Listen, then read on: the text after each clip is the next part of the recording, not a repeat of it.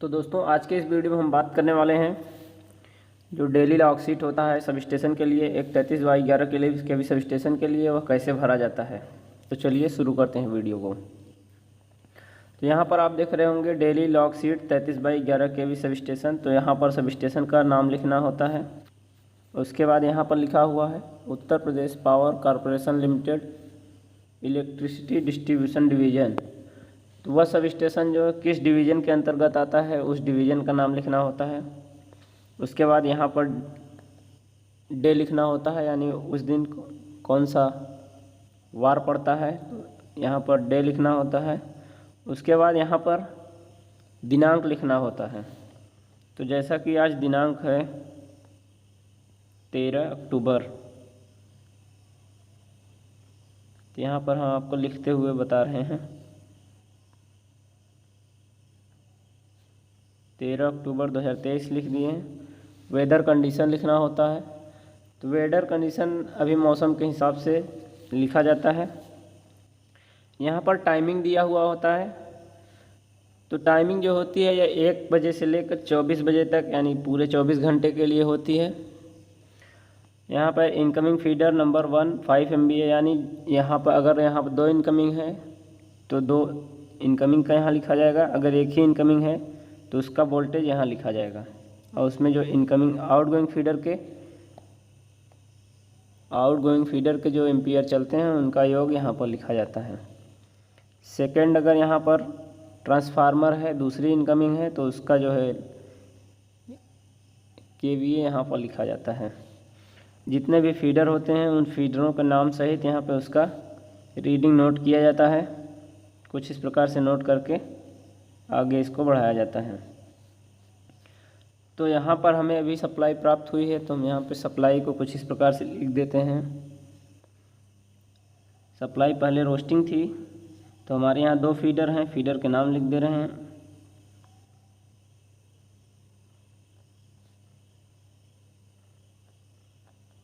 नाम लिखने के बाद यहाँ पर रिमार्क लिखना होता है। रिमार्क की जगह थोड़ा कम जगह होता है, तो इसको हम यहाँ पे ये खाली स्थान होता है, तो उसका जो रिमार्क है हम यहीं पर लिखेंगे उसको। तो यहाँ पर हम लिखते हैं समय 1:30 बजे 33 kV सप्लाई प्राप्त हुई। तो इसी समय हमें सप्लाई प्राप्त हुई है 1:30। इससे पहले रोस्टिंग थी, तो हम इसको यहाँ पर डॉट कर देते हैं।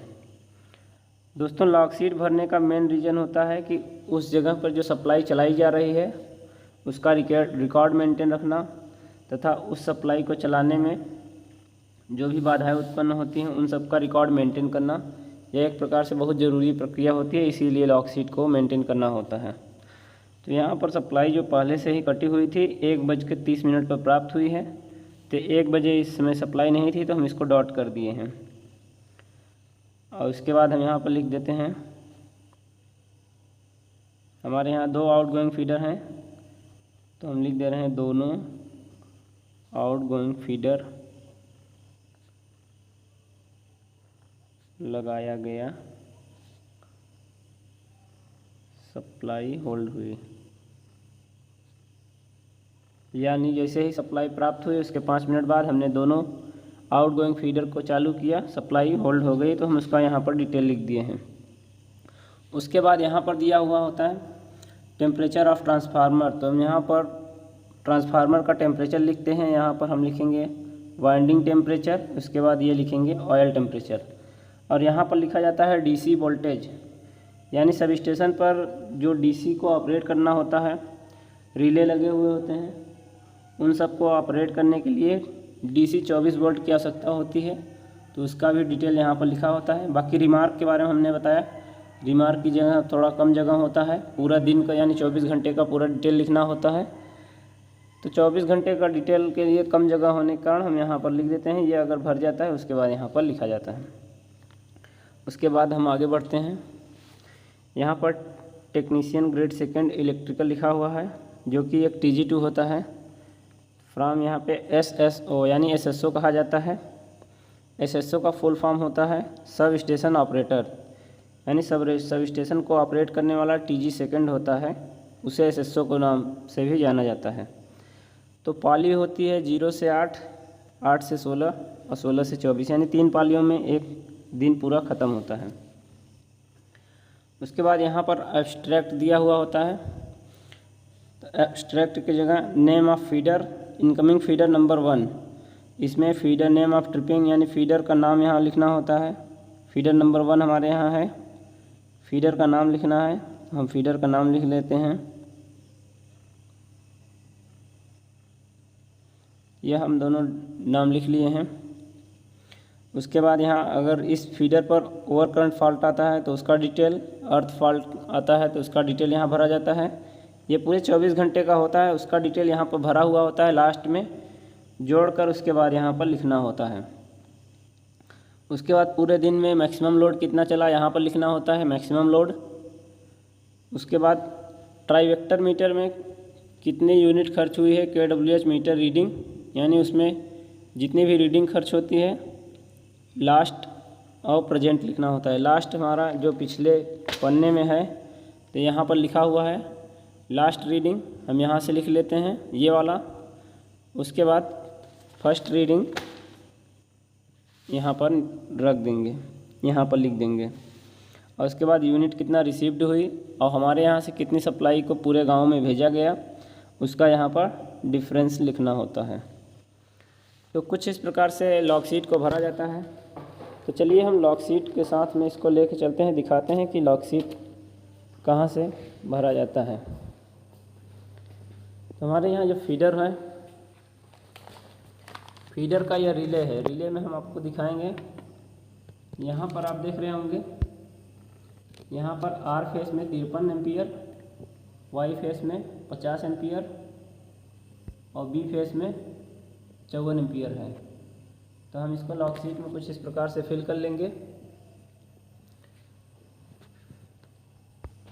तथा दूसरे फीडर का यहाँ पर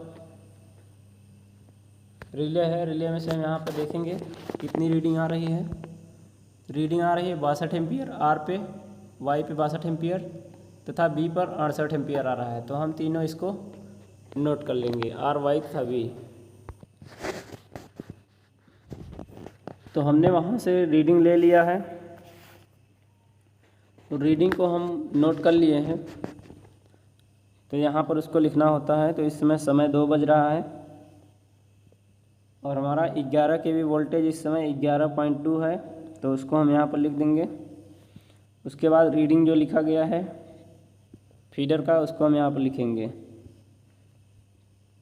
53 एम्पियर आर पे था, वाई पे 50 एम्पियर, बी पे 54 एम्पियर। और नॉली फीडर का है यहाँ पर आर पे 62 एम्पियर, वाई पे 62 एम्पियर, बी पर 68 एम्पियर था। इन दोनों का योग करके इनकमिंग में हमको लिखना होता है।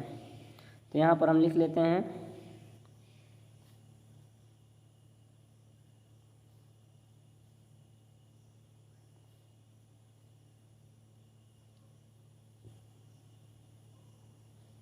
तो कुछ इस प्रकार से लॉग शीट की रीडिंग भरी जाती है। तो दोस्तों इसको पूरा भरे जाने के बाद उसी दौरान जो सब स्टेशन का इंचार्ज यानी इसे जूनियर इंजीनियर कहते हैं, वो अपना यहाँ पर सिग्नेचर करते हैं और जो एसएसओ होता है वो अपना सिग्नेचर यहाँ पर करते हैं। तो आज के लिए बस इतना ही दोस्तों, मिलते हैं नेक्स्ट वीडियो में। धन्यवाद।